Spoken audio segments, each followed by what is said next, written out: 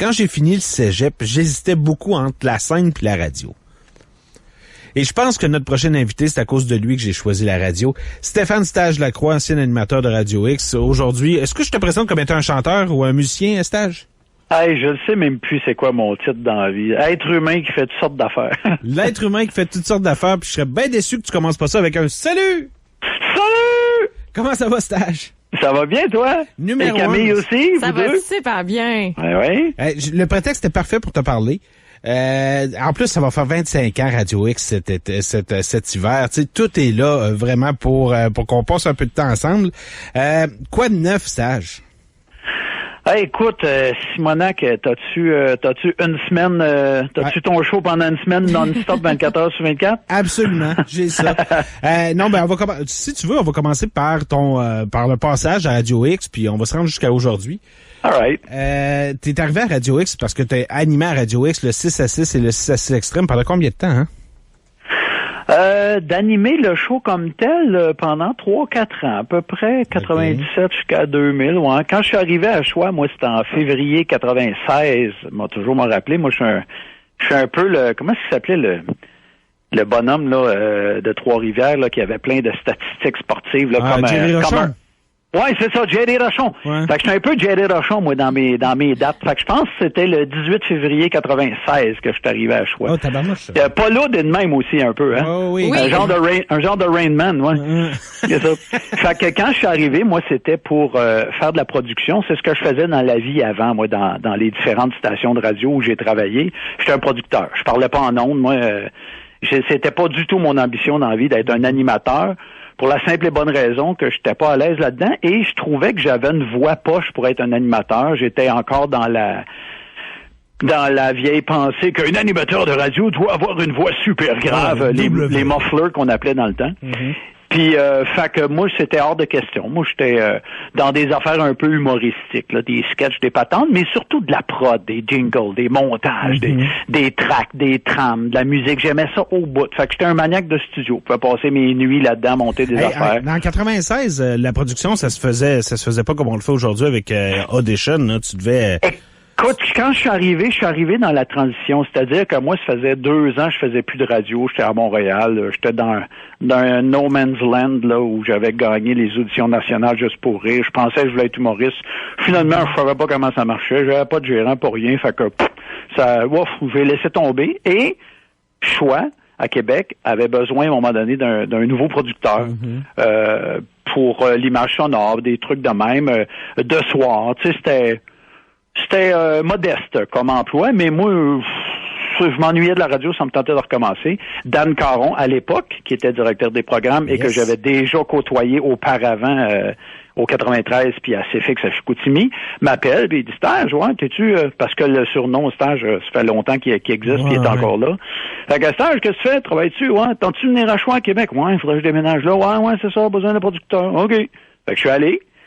Et j'ai trippé au bout, j'aimais ça au bout. Moi, je montais, puis écoute, je comptais pas mes heures. Là, j'étais payé jusqu'à 5 heures, mais je travaillais jusqu'à 1 heure du matin, puis je m'en foutais. J'aimais ça, je faisais tout seul.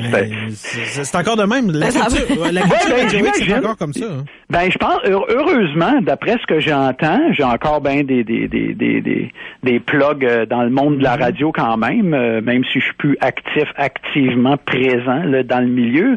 C'est ce que j'entends parler, que Choix, c'est encore sensiblement le même trip que c'était avant. Et je suis bien soulagé de ça. Parce que c'est plus ça dans ben des radios puis ben des réseaux. Fait que tant mieux. Mais comme on coupe plus de ruban, nous autres ici, Stage, on a encore plus de temps pour dire des niaiseries. Ah, c'est ça l'histoire. Quand je suis arrivé à Choix, là, moi, j'avais jamais travaillé sur un ordinateur. Ça commençait.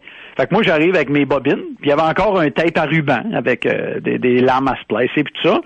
Puis là, ben, le jeune producteur qui était tout nouveau, tout jeune, qui avait peut-être 18 ans, qui était là, qui s'appelle Laurent Boulet, il rit, il me regarde, puis il dit, parce que moi, écoute, j'arrive là, j'ai 29 ans, 28 ans, mais pour lui, j'étais un vieux, tu sais, lui, il a peut-être 18 ans. Puis il me regarde et dit, c'est quoi, là, les bobines? Ben ouais, les bobines, pour monter des trames, puis faire des... Ah ben non, ben nous autres, on a l'ordinateur, RCS. Ah, là, moi, je me disais, mais ça a bien trop l'air compliqué, ces ordinateurs-là, voyons donc, des pitons, des lignes partout, des waves, des ondes. Je dis, non, moi, je suis habitué avec mes... mais j'étais assez rapide quand même avec les tapes. Okay. J'ai appris là-dedans, puis je roulais au bout. Mais là, à un moment donné, après... J'ai roulé une couple de semaines de même, avec des rubans, puis je faisais mes spots de même, puis ça. Puis là, je voyais que ça riait un peu autour. Il me regardait en voulant dire, ah, si tu regardes le vieux, tu sais. Ah oui. Puis là, Mané, il dit, faut que je te le montre sérieux, tu vas sauver du temps. Je vois, OK, ça me tente pas d'apprendre de quoi de nouveau, ça a l'air compliqué. OK. Il me le montre, je pense qu'il m'a expliqué ça pendant 1 heure. J'ai gossé dessus pendant une demi-heure. Paf! Piqueur ben raide. Je disais, mon Dieu, c'est donc bien génial tout ce qu'on peut faire avec ça. Et là, je suis parti en peur, puis écoute, ça a produit. Puis, à un moment donné, pour faire une histoire courte, même s'il est déjà trop tard pour qu'elle soit courte, c'est pas grave. Ce qui a fait que je me suis rendu en onde, c'est qu'à un moment donné, il y avait besoin d'un... C'était qui, donc? En tout cas, il y avait besoin d'un animateur pour aller accompagner des gagnants sur une croisière de la famille Dufour, un catamaran de la famille Dufour, pas un catamaran, c'est ça. En tout cas, oui. Ouais, c'est ça, en tout cas. Ouais, c'est ça. Fait que là, il y avait des gagnants qui avaient été faits à choix, 10 gagnants, puis ça prenait un animateur pour les accompagner sur la croisière. Puis là, ça partait de Québec, puis ça montait dans le fjord du Saguenay, puis ça revenait la journée même avec des repas 5 services. Puis grosse affaire, tu sais. Ça prenait un animateur juste pour faire 3 cotes en ondes au cellulaire. Dans ce temps-là, les cellulaires, c'était pas abordable, fait que c'est la compagnie qui t'en prêtait un, puis tu partais avec, tu sais. Puis là, mais moi, je voulais pas, j'aime pas ça, puis j'étais gêné de parler en ondes, ça me tentait pas. Je trouvais que ça faisait, tu sais, pour moi qui était pas animateur du tout, j'étais pas à l'aise de faire. Alors oui, nous sommes présentement tu sais, j'avais l'impression d'être un imposteur total, puis de jouer une comédie, puis j'étais pas à l'aise pantoute. Puis là, ben, ils m'ont quasiment supplié. Dan, je me rappelle dans son bureau, il dit stage. On n'a personne. Il faut qu'il y ait un animateur. Je dis, non, mais prends-en un autre, prends-lui. Il peut pas. Prends-lui, il peut pas. Stage, on est dans la marde, vas-y. Je dis, non, ça me tente pas, j'aime pas ça, je veux pas. Hey, s'il te plaît, on est dans la marde. Je dis, tabarnane, t'amèneras quelqu'un avec toi, puis ça va être gratuit vos repas. Ouais, mais 3 cotes à l'heure, stage, dans le show de John Ferguson, le samedi dans l'après-midi, il te rentre en ondes dans le bloc spot pendant 30 secondes, tu parles au téléphone, c'est tout facile, niaiseux, t'as rien à faire. Ouais, mais j'aime pas ça. Ah, s'il te plaît, tabac. OK, d'abord. Fait que je suis allé. Puis là, je l'ai fait, là, écoute, tout le long, je me suis pas amusé. Moi, je suis stressé dans ma tête. Qu'est-ce que je vais dire? Là, je vais commencer de même. Je vais dire, OK, salut tout le monde. Oh non, salut tout le monde, c'est trop cliché. Et là, écoute, un vrai fou, mon gars, amateur solide. Puis en plus, tu commences, t'es au cellulaire, t'es sur un party, t'as aucune condition pour être concentré à 100% aussi, là. Effectivement. Puis là, j'avais une amie que j'avais amenée qui était avec moi à côté, puis je voulais aussi, tu sais, y jaser pour pas être juste dans mon stress interne puis pas parler à personne, tu sais. Puis il y avait des familles, des enfants. Puis cette journée-là, ça brassait pas mal. Les vagues, puis bling bling, maintenant, il y a bling bling, une bouteille de boisson qui tombe. Il y avait un bar dans le gros catamaran, c'était quand même assez grand. Il y avait un chansonnier qui jouait de la guitare avec un ampli, tu sais. Fait que là, je m'installe pour faire mes cotes. Là, j'appelle John Ferguson. Boy, Sage, on rentre après tel spot. Ah oui, là, le cœur me débat ben raide. Là, j'entends. Ah oui, rue Bouvier, Père Bertin. Là, j'entends les spots. Là, je me dis, là, ça va être à moi d'entendre 5 secondes. Ah, je le connais, ce spot-là. Ces phrases-là, il arrive. Ah, le spot, il va finir. Oh non, ça va être à moi. Et là, stressé, mais comme ça se peut même pas. Totalement ridicule. Et là, je pars, je fais mes cotes.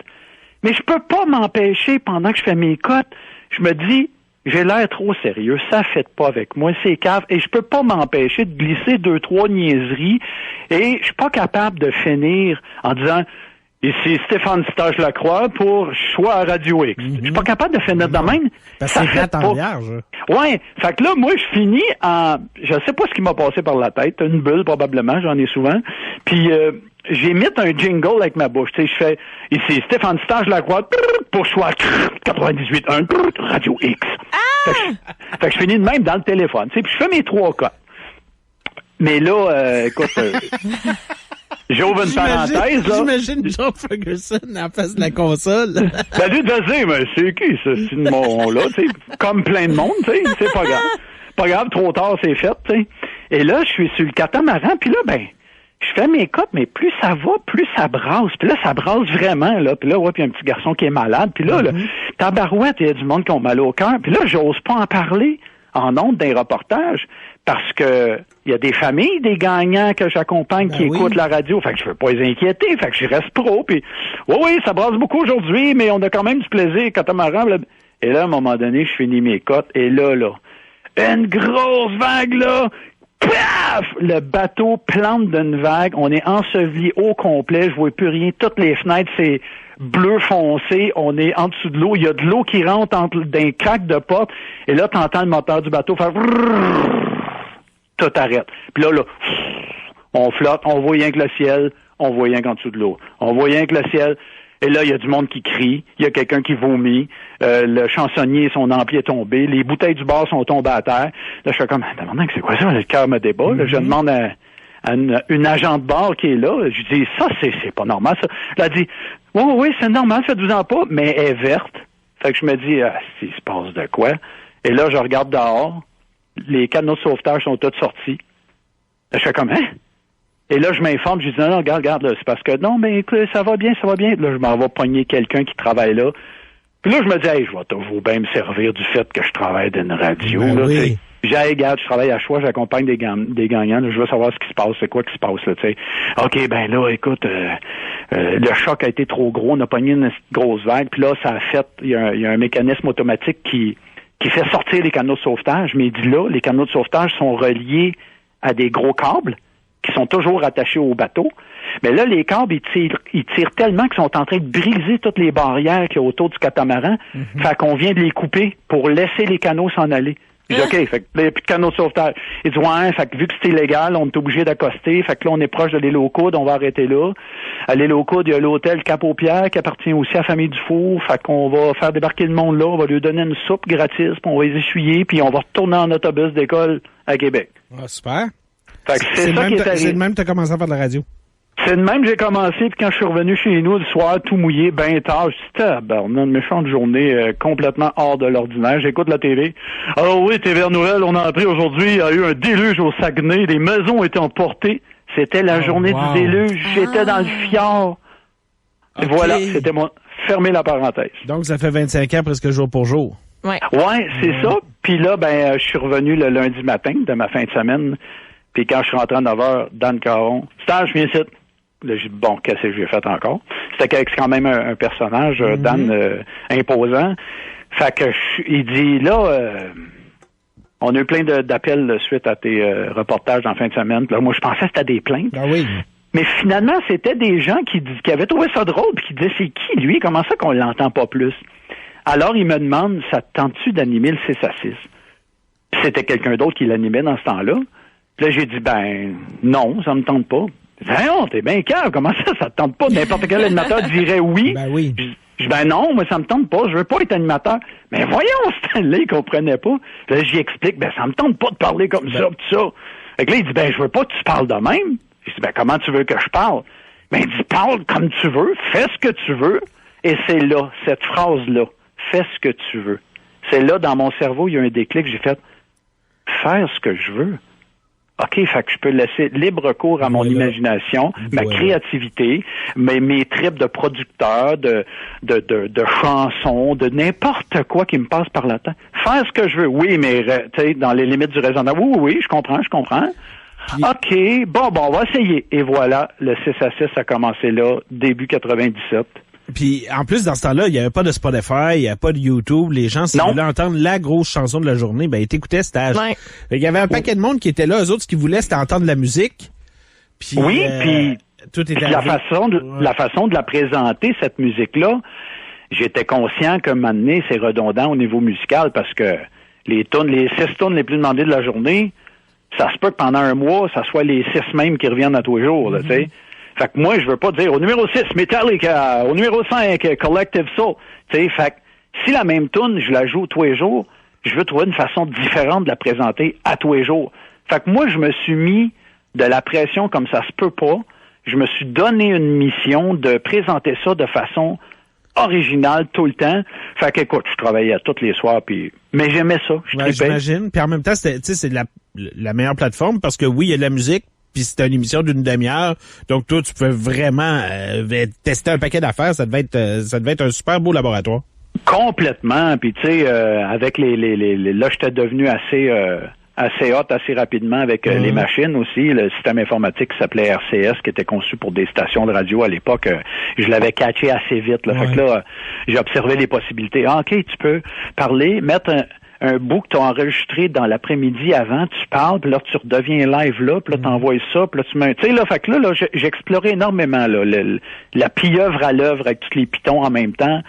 Fait que je me suis bien gros amusé sans aucune attente de quoi que ce soit parce que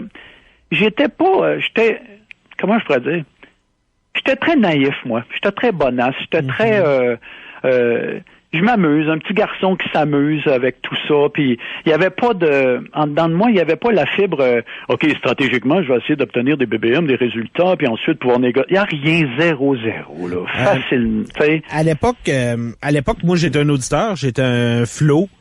Au secondaire, je vous écoutais, je parle de toi, et après ça, il rentrait en ondes ton comparse, Serge. Oui. Quand est-ce qu'on a décidé de vous merger toutes les deux, tous les vendredis soirs, puis d'appeler ça le 6 à 6 extrême? Ça, c'est Patrice Demers, qui était directeur général à l'époque.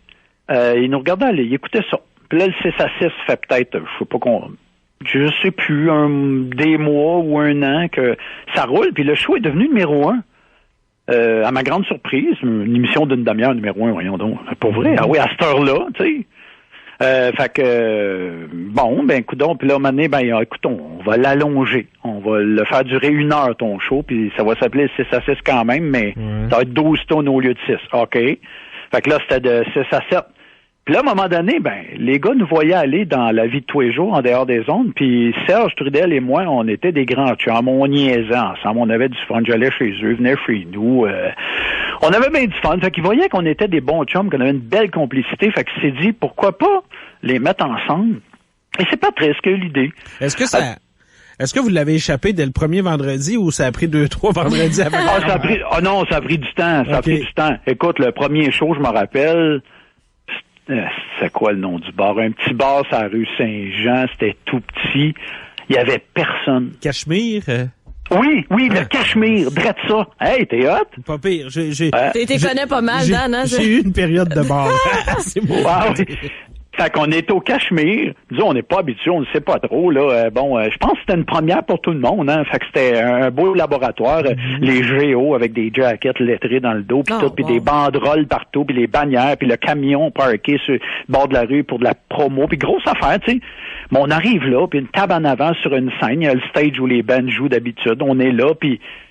Mais il y a une barmaid, le doorman, un boss boy... Puis les géos, il n'y a aucun client, il n'y a personne. Fait qu'on anime le show devant personne. Puis là, moi, je me disais dans ma tête, hey, ça pognera jamais, quel flop, ils vont flusher ça. Puis de fil en aiguille, l'autre semaine d'après, t'as d'un autre bar. Puis là, veux pas, il y a l'aspect monétaire aussi là-dedans que, tu sais, c'est pas pour rien que les gars ont pensé à cette idée-là. C'est pas juste pour faire plaisir aux auditeurs, puis faire plaisir aux animateurs. C'était aussi se trouver une commandite, Budweiser, qui donne tant de milliers par année, puis tu sais, etc. Puis les bars, t'es content parce que si la notoriété est bonne, tu ramasses du monde dans ton bar entre 18 et 20 heures, heure que d'habitude tu vends pas de boisson, mais là t'en vends plein pendant le show. Fait que ça faisait l'affaire de tout le monde. Puis progressivement, de fil en aiguille, avec le bouche à oreille, puis C'était littéralement l'enfer, stage. C'est devenu fou à un moment donné. Toi, t'étais sur scène, là. Moi, j'en ai vu quelques-uns en tant que... Lesquels t'as vu que tu te rappelles? Je me souviens entre autres d'un à Girafe où la police t'a arrêté en plein milieu pour faire une descente. Ouais. Ah ouais.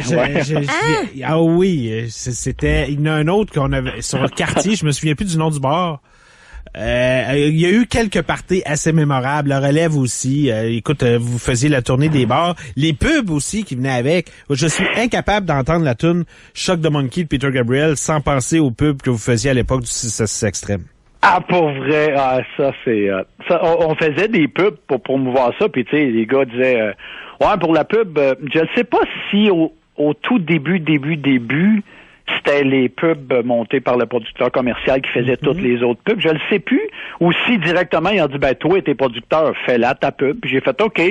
Puis Puis là, je me disais, moi, mais ça me tente pas, moi, de faire une pub conventionnelle avec une track. Puis tu dis, oui, il y en a qui parlent, c'est assez extrême, ça me tente pas. Hey, on fait une chanson. Hey, on a entendu parler, il y a des auditeurs qui ont appelé, ils veulent la réentendre. Ouais, mais c'est une pub. Non, ils veulent la réentendre, pour eux autres, c'est une chanson. Ah ouais, OK, on va faire un autre. Hey, faites-les plus longs. Elle va compter pour un franco. Ah, OK. Fait que là, écoute, ça virait fou, là, c'était rendu que le trip à Serge et moi, c'était quelle toune qu'on trouve pour le prochain, la semaine prochaine. Ouais. Puis on fouillait, puis on écoutait. Puis là, j'essayais de remonter des instrumentaux moi-même de façon stratégique. Puis là, on pouvait passer une nuit au complet, rien que pour monter la promo. Puis on la réécoutait, puis on était content, là, tu sais. Fait que c'était plus qu'un show, c'était un événement, puis pas juste pour les gens qui l'écoutaient ou qui y assistaient, pour nous autres aussi, c'était un événement. On avait hâte à vendredi, là, on tripait, là. En fait, à l'époque, la région de Québec était à peu près la seule région où les bars étaient pleins le vendredi soir à 9h, 9h30 le soir, parce qu'on avait tout commencé au 6 extrême. Oui, puis c'était quand même unique comme affaire. Je suis pas sûr qu'aujourd'hui, avec la transformation des mœurs et coutumes, ça serait bien vu tout ça, là, parce que Ouais, t'as sans doute raison. Faudrait que ce soit une fois par mois.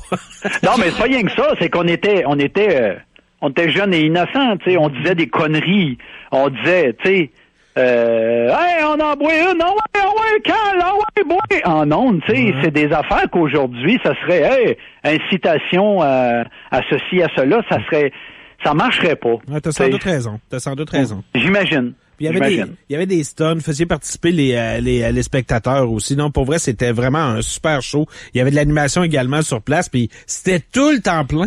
Tout le temps. Ben, écoute, il y a une fois mémorable, là, on faisait des bars de Québec. Puis tu sais, les bars, c'est pas Serge puis moi qui choisissais, là. C'est un vendeur un représentant commercial qui il allait voir son client. Ouais, OK. Puis là, il nous le disait. OK, semaine prochaine, vous allez être à telle place. Ah, OK. On y allait. Mm-hmm. Des fois, c'était dans un gym. Des fois, c'était dans des places par rapport.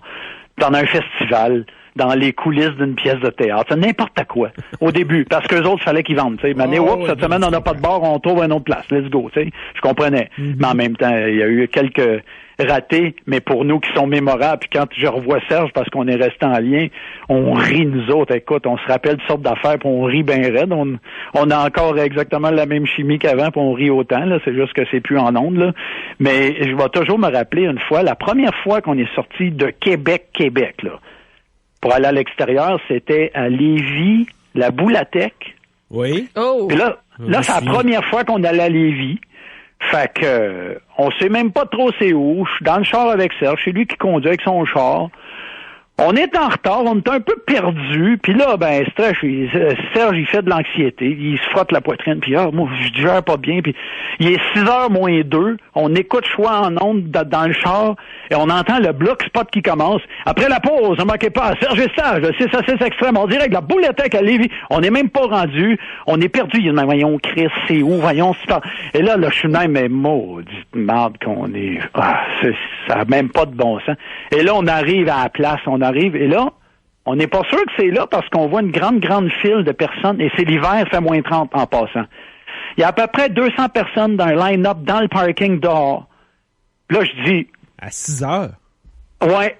Et là, je me dis, ça doit pas être ça doit être, je sais pas, hein, il doit y avoir un match de hockey, c'est peut-être un aréna, c'est quoi aussi qu'on... Et là, on regarde, Boulatec.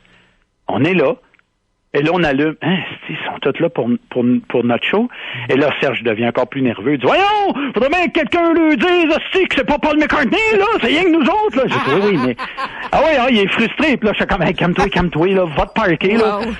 Fait que là, le doorman sort dehors. Non, vous avez pas le droit de vous stationner. Je dis, excuse, parce qu'on anime le show, ça commence dans 1 minute. Peux-tu juste sortir pendant que lui, il se parque, mais l'animer? Ouais, OK. Là, t'as du monde dans le line-up. Hey, c'est Stage, d'après moi, c'est lui. Ah oui, c'est là. Je fais comme, mais voyons donc, c'est quoi cette histoire-là? Et je rentre dans le bar est bien plein. Je m'en vais là, puis là, les géos qui regardent la montre, puis ils me regardent, sont comme, hey, t'es en onde dans 30 secondes. Oui, ils sont où les écouteurs? Non, pas de stress. Fait que ça commence, là, on a pris conscience de l'ampleur de la patente, là, tu sais. Effectivement, c'était très gros, puis... à un moment donné, en 99, il y a quelqu'un qui t'a dit, on t'a envoyé sur un catamaran à l'embouchure du Saguenay en 96, mais là, on veut t'envoyer à Rome, New York, pour aller voir Woodstock.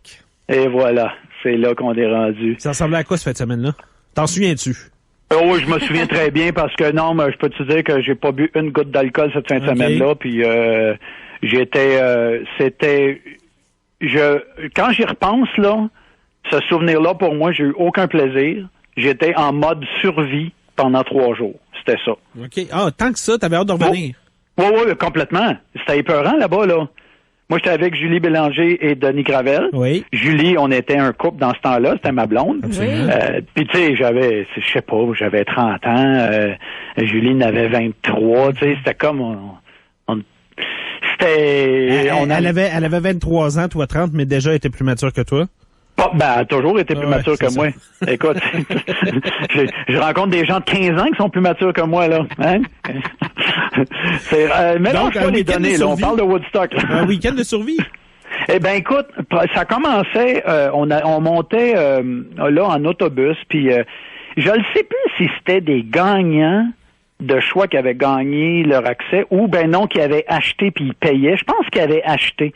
On fournissait juste un forfait qu'on avait nolisé un autobus. Je pense que c'était ça, il me semble, dans mes souvenirs. Fait qu'on est là, Denis, Julie, puis moi, puis on est assis en avant dans l'autobus.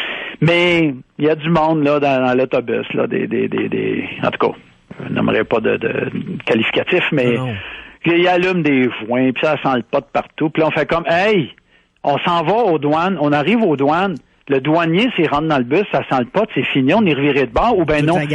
Ou ben non, il fouille le bus au complet pendant 5 heures, puis vous ratez le... Tu sais, arrêtez, puis ça continue pareil, sans crier ça. On a payé, si on fait ce qu'on veut. Bon, OK, maudit.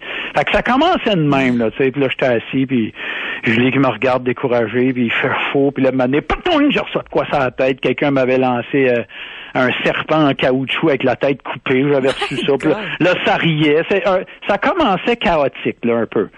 Fait que là, OK, on arrive là-bas, bon, les premières journées, les shows, il y a des kiosques, on n'avait pas le droit d'apporter de bouffe sur le site, ni de consommation, fallait acheter ça là-bas. Ouais. Puis quand tu arrives là-bas, ben tu te rends compte que les bouteilles d'eau, ils les vendaient 4-5 piastres US la bouteille. Oui. La bouffe, ben c'était des petites cochonneries puis that's it. Il faisait chaud comme ça se peut même pas, humide au bout. Il y avait pas assez de toilettes chimiques, mais c'était ridicule. Il y avait des toilettes chimiques genre pour... il y avait peut-être 10 toilettes chimiques pour 1,5 million de personnes. C'est ridicule. Après, le premier soir, là, t'allais dans la toilette chimique, là. M'excuse pour ceux qui mangent présentement. Ben, si. Mais t'as le couvercle et t'as 1 pied de montagne de stock qui dépasse du haut du couvercle, là. Fait que, dans le documentaire, on raconte qu'ils ont, à un moment donné, ils ont renversé, ils vidaient tout ça à terre. Oui! Le monde se jetait dans le bout en pensant faire comme dans Woodstock 69, mais ils traînaient dans le stock qu'on avait jeté des toilettes. Aïe. C'était ridicule. Écoute, c'était complètement ridicule. Puis c'était épeurant, là, la masse là, qui... Puis tu sais, des gens intoxiqués, il y en avait en masse.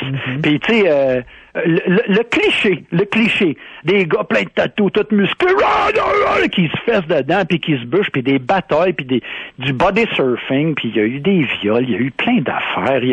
Là, nous autres, on se mettait à part tout le temps, on se mettait jamais dans le crowd, on se mettait ses côtés, j'essaie de regarder ça de loin. Moi, je me sentais un peu paternel, là. J'avais Denis et Julie qui étaient plus jeunes que moi, puis on avait tous des regards de chevreuil dans le milieu d'une rue qui regarde un char arriver, là, tu sais, fait que j'étais comme, OK, non, là, on va aller loin, mais non, mais suivez-moi, là, je me sentais papa, là, j'étais comme, OK, là, Stage, il fait plus des jokes, là, faut que tu prennes en charge. Ouais, il tombe dans un autre mode, là, tu sais. Puis je me rappelle qu'on se cachait en arrière des estrades des fois pour éviter la pluie, on regardait quelque chose dans le jour qui était intéressant, c'était cool, ça. Puis à un moment donné, je sais plus si c'est le dernier soir, j'imagine, je sais plus. C'était The Offspring puis Limp Bizkit. Limp Bizkit, c'est là que ça a fié, là. Lui, dans ce temps-là, il y avait une tonne qui pognait. On l'a joué à choix, d'ailleurs, était numéro 1 du 6 à 6. En tout cas. Ouais, puis Break Stuff. Okay. Fait que je me rappelle encore du chanteur là, qui... OK, gang! Now, it's time to break stuff! Et là, tout le monde crie, ça se met à lancer toutes sortes d'affaires, des bouteilles de vitre dans les ans, n'importe quoi. Et là, on regardait partout. Il y avait des projectiles qui revolaient. Maintenant, je vois un gars recevoir une bouteille de vitre sur la tête. Paf! Il se met à saigner du front. Puis, écoute, on était au Kosovo, on était en pleine guerre. Et là, le bordel a pogné. Il y a du monde là, qui sont mis à brasser des tours de haut-parleurs. Paf, l'ont fait tomber. D'autres qui faisaient exploser des tanks de propane. T'entendais partout. C'était ridicule. Le feu pognait, des toilettes chimiques renversées. Puis là, maintenant, on n'a pas écouté toute la chose. Je disais, hey, viens-t'en, on s'en va. On s'en va à notre tente. On couchait là, nous autres, dans une tente. Fait que là, on est dans la tente, on rentre tous les trois. On est tous à fleur de peau. Là, maintenant, je fais comme, là, je vais monter la garde. Toi, Denis, tu me relèves. Puis là, Julie, qui est un peu fâchée. Voyons, Steph, là, viens de coucher. Non, ben là, tu comprends pas. Puis là, on essaie de dormir. On n'est pas capable de dormir. Et là, on entend mener des explosions qui se rapprochent de notre tente. Il y a des colons, là, qui marchaient. Puis toutes les tanks de propane qu'ils voyaient, après des roulottes de n'importe quoi, ils les faisaient sauter, ils faisaient exploser. Ouais, ça sentait à boucan. Puis là, à un moment donné, je sors dehors et je vois une gang de gars avec des bâtons. Eux autres, le fun, c'est que les tentes qu'ils voyaient, ils faisaient dessus, puis ils les défaisaient, puis ils pilaient dedans. Fait que là, je me disais, ils s'approchent de nous autres, on va mourir. Ouais, c'est la fin. Ah non? Puis finalement, on n'a pas dormi de la nuit. Le lendemain matin, on sort de la tente. Et là, c'était, je te jure, là, décor apocalyptique, de fumer partout, ça sent le feu. Puis à un moment donné, on entend plein d'hélicoptères de l'armée qui survolent le site, puis qui restent là longtemps. Plein de monde, là, les faces décrissées. On marchait dans la boîte, dans les déchets partout.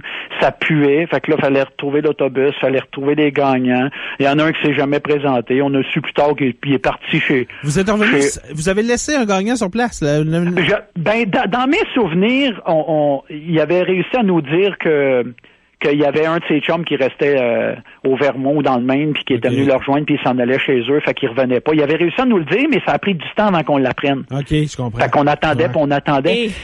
Et voilà, fait que c'est ça mon souvenir de Woodstock, qui est, à mon avis, un des grands flops de l'histoire organisationnelle des spectacles à grand déploiement. Je comprends que l'intention était peut-être bonne. Là. Hey, on fait revivre Woodstock. Mais on n'est plus en 69 et les gens sont plus dans un état de peace and love, d'amour, puis on est tout nu, puis faites l'amour, non la guerre. On n'est plus là. Non, c'était plus ça. Hein? Non, là, c'est rendu trash, puis c'est rendu le mot X qui est à la mode, génération X, puis le C, puis le skateboard, puis le rock, puis le S. Non, ça, là... Fait que voilà, c'était mon expérience d'avoir assisté à Woodstock 99. Stage, je t'ai posé une question à 11h30 qui était en 96, est-ce que tu faisais de la production avec les bobines? On est rendu 35 minutes plus tard, on a parlé de Woodstock. J'aurais tellement d'affaires à te parler, la musique, les petites patates, tes lettres. Oui, mais rappelle-moi. On peut prendre 5 minutes pour en parler. Ou rappelle-moi une autre fois, ça me dérange pas. Tu vois bien, la gueule m'arrête pas. Tu vois bien comment c'est encore, la fibre, elle va toujours être là. J'aime ça parler, j'aime ça raconter des trucs, j'aime ça divertir. Pour un gars qui avait jamais voulu aller en ondes, finalement, je pense que tu te débrouilles bien. Non, mais Phil vient nous écrire, notre boss Phil Lefebvre, le mâle alpha de Radio X, puis il a dit salutations à Stage, by the way, il est encore capable de faire de la radio. C'est sûr et certain. Donc c'est parfait, Stage, on se reparle la semaine prochaine. Avec plaisir, mon cher. Puis by the way, moi, si tu remplaces Jeff, je sais pas pendant combien de temps, mais le producteur, il pourrait te monter une image sonore avec ton nom. Ouais, je sais. Il me reste 2 semaines, vaut pas la peine. OK, parfait. Hey, merci infiniment, Stage, puis on s'en parle la semaine prochaine. Merci à vous deux. Bonne journée. Bye-bye. Voilà. C'était-tu le fun? C'était fun. Un méchant festival chaotique. Ah oui, pour Woodstock, ça, absolument. T'as raison. C'était... capoté. Le documentaire est assez parlant. D'ailleurs, entre autres, le producteur du show, quand il vient le temps de parler des viols puis toutes les histoires qu'il y a eu là, il dit mais les filles se promenaient tout nues. Il faudrait peut-être que quelqu'un dise aux filles qu'il faut pas se promener tout nu parce que ce genre de choses-là pourrait arriver. Tu sais, qu'on parle de la culture du viol puis qu'il faut briser les mentalités. Il y a encore du monde qui pense de même, là. C'est pas votre problème si ça se promène tout nu, c'est le sien. Vous êtes pas obligé. OK, c'est pas des archives, ça, là. C'est le producteur qui a reparlé encore de ce qui est arrivé en 99. On est en 2021, ouais. C'est capoté, hein.